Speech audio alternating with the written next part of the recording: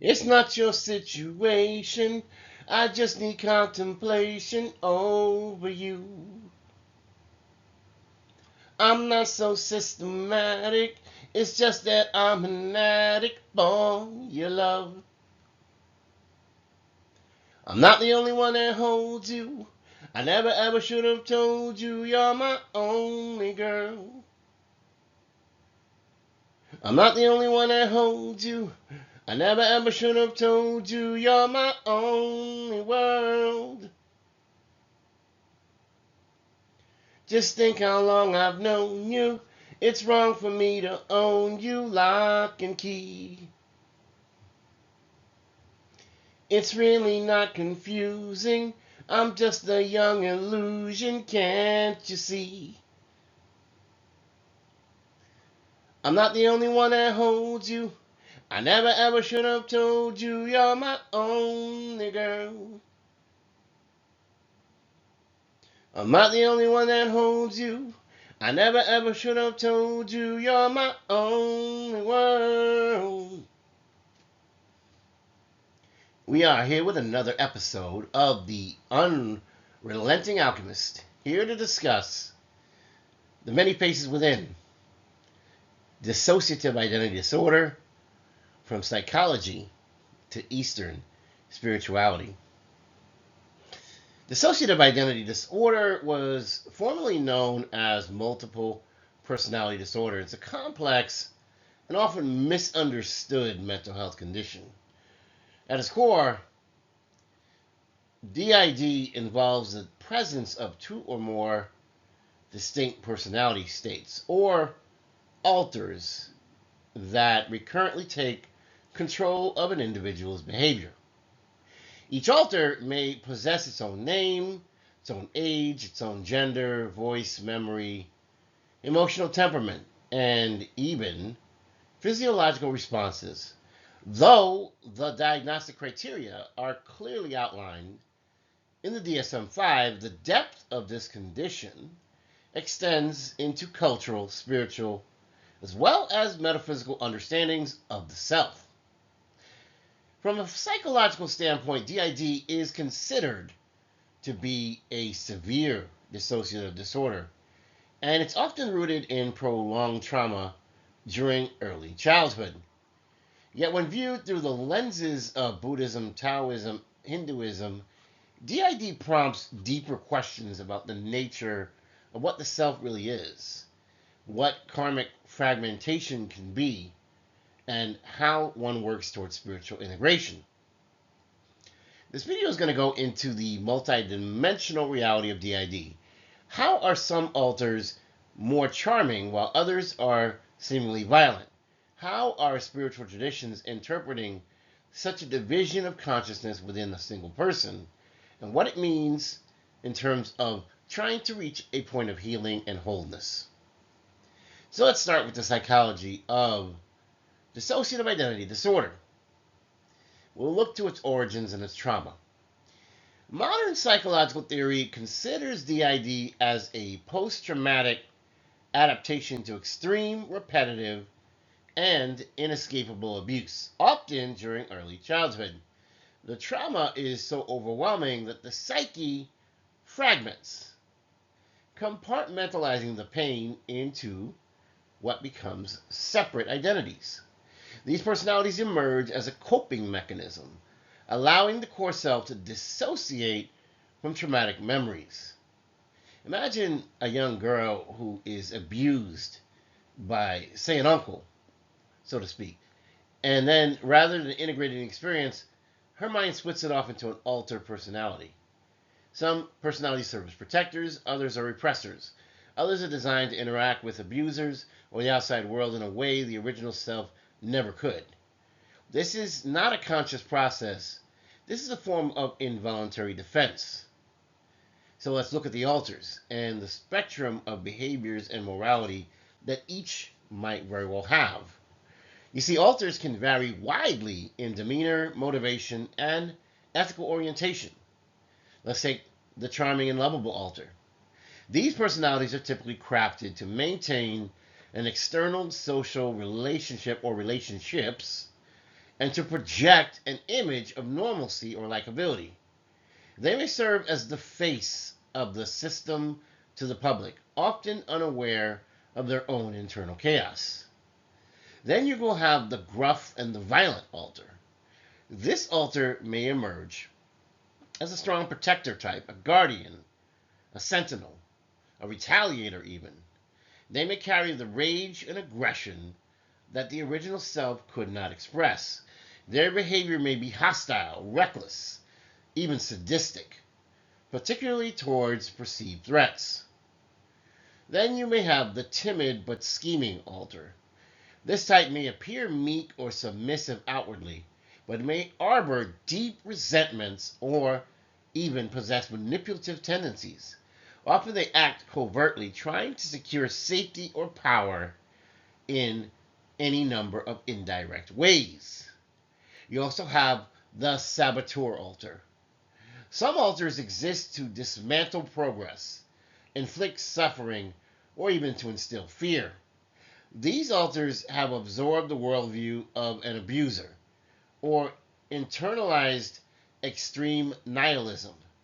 They may exhibit traits aligned with psychopathy or sadism, without empathy, remorse, or concern for consequences.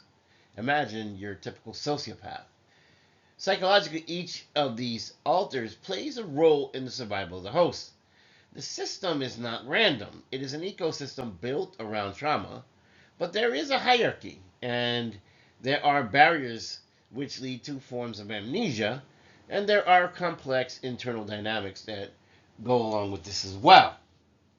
So let's look at the philosophical psychology, I can talk tonight, I swear, of the fragment itself. Western philosophy often emphasizes the concept of a singular coherent self. DID challenges this assumption because Carl Jung's theory of the persona and the shadow, these are masks we wear and the disowned parts of ourselves, and they still resonate with the structure of DID. Jung believed that the integration of these disowned aspects leads to individuation or the realization of the whole self. In DID, however, these aspects are personified into separate entities, reflecting an extreme form of what Jungian psychology would deem necessary to confront for healing. The DSM-5 treats DID as a pathological dissociation, but from a depth psychology perspective, it is also a window into the fragmented soul. The inner multiplicity, when left unintegrated, can become chaotic, but when acknowledged and reintegrated, it may become a source of creative resilience. So what about the Eastern spiritual perspective on this? Well, let's start with Buddhism. In Buddhism, we have the illusion of the self. Buddhism holds that the self is an illusion, anatta. According to the teachings of the Buddha, clinging to a fixed identity is a root cause of suffering. From this viewpoint, even the singular egoic identity that we believe to be real is still somewhat a construct. DID, then, is a poignant manifestation of the illusory nature of the self. Who are we really? We think we know, but we may very well have adapting personalities to serve us in certain situations. And so the multiplicity within a person mirrors the Buddhist view that the ego is not a fixed entity, but a fluid aggregation of tendencies, which we'll call skandhas: form, sensation, perception, mental formations, and even consciousness. Yet Buddhism does not glorify fragmentation. The goal is not multiplicity, but the dissolution of all egoic constructs through mindfulness, ethical living, and even meditation. Healing from a Buddhist perspective involves recognizing the alters as impermanent and empty, passing clouds, not the sky, compassion towards all inner states, especially the violent or the manipulative ones. And this is essential for liberation. Even the sadistic or sabotaging alter is seen not as evil, but as deeply afflicted by suffering and ignorance. Zen Buddhism might say, well, who is the one who knows the many? This koan-like inquiry, it redirects awareness from content, the alters, to consciousness itself. So let's switch over to Taoism. And this is the harmony, right, of the inner forces. Taoism emphasizes balance, flow, and harmony with the Tao, the underlying force of the universe. Emotional, energetic, disharmony is considered a cause of illness.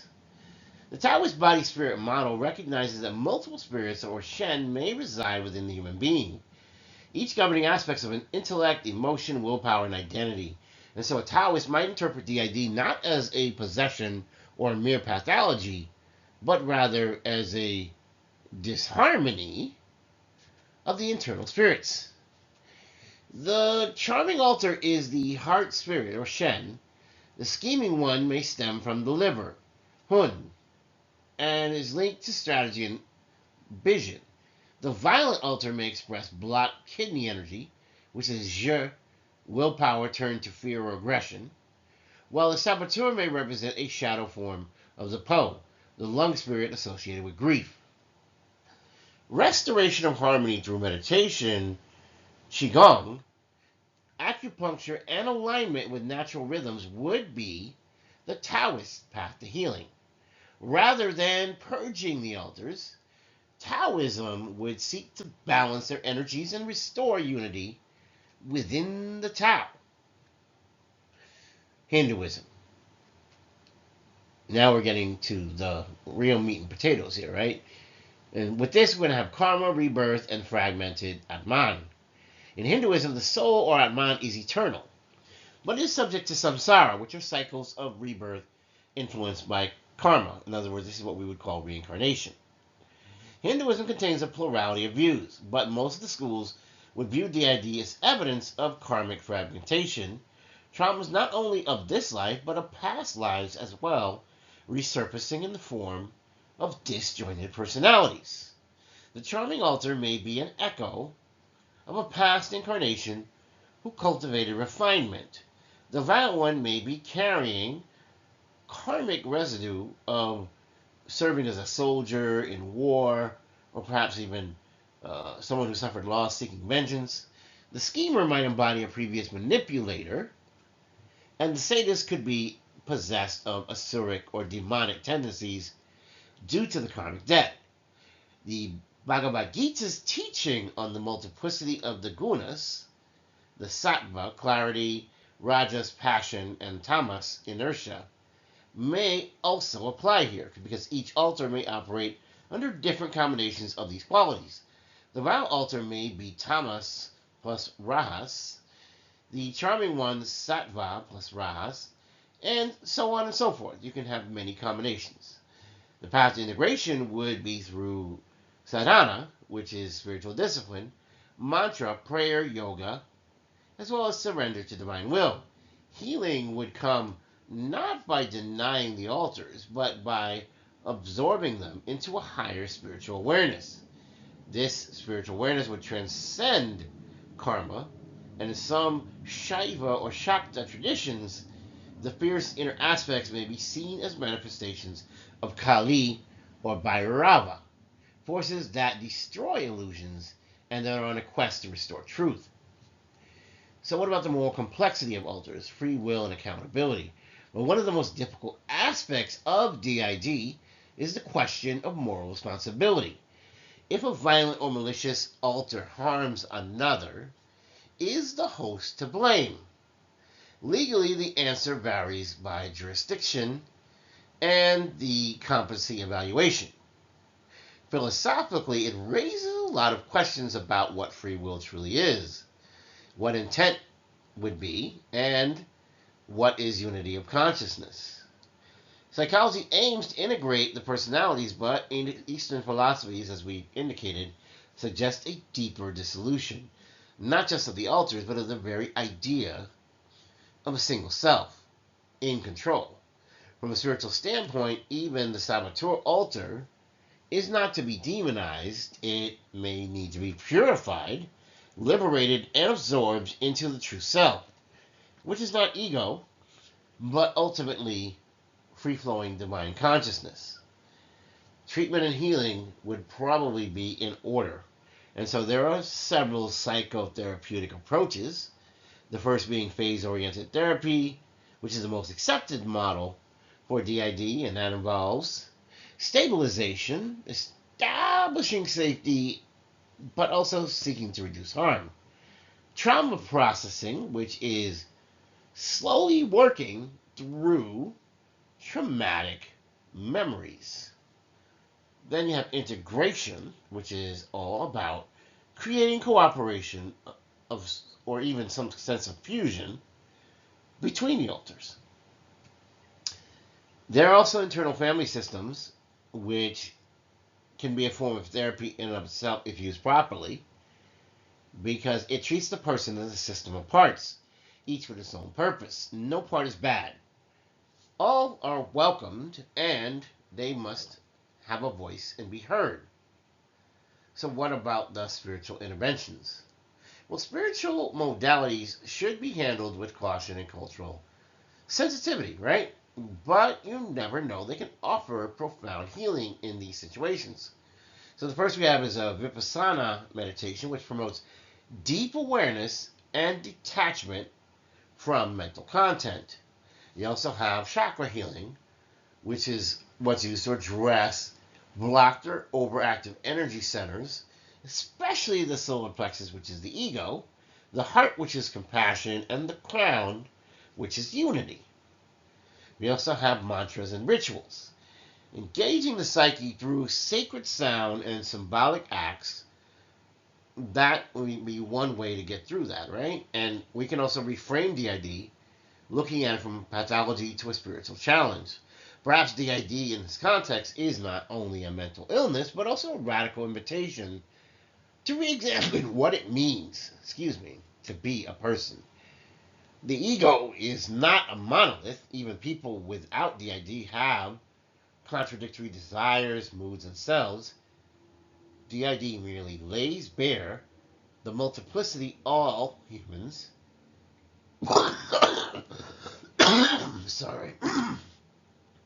all humans navigate daily.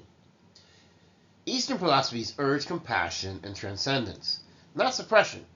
What if rather than trying to erase the alters, one learns to love each of them into wholeness? What if the saboteur is the wounded child, the gruff protector is the abandoned warrior, and the charming alter is the mask hiding sorrow? Well, when put in this light, DID becomes not a curse, but a crucible. It's a spiritual fire wherein the fragmented soul needs to be reforged through compassion, discipline, and grace. And that brings us to our conclusion.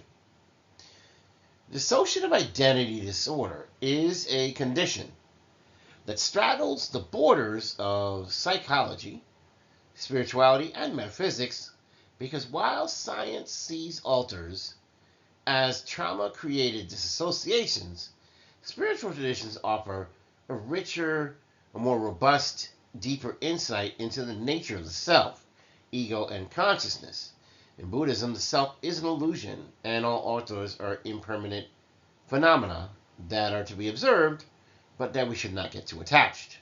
In Taoism, the inner spirits are imbalanced forces, and that they need to be harmonized.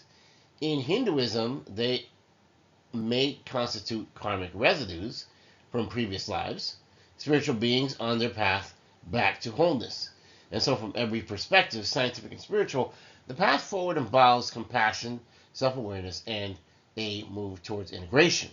The multiplicity within is not a flaw, but a calling to do better and to understand the many faces of the self so that ultimately we can come to transcend them. Thank you for joining me in this sacred hour. This has been the Unrelenting Alchemist. Have a wonderful and blessed day. And if I don't see you, good morning, good afternoon, good evening, and good night. Please don't forget to like, share, and subscribe. I love you.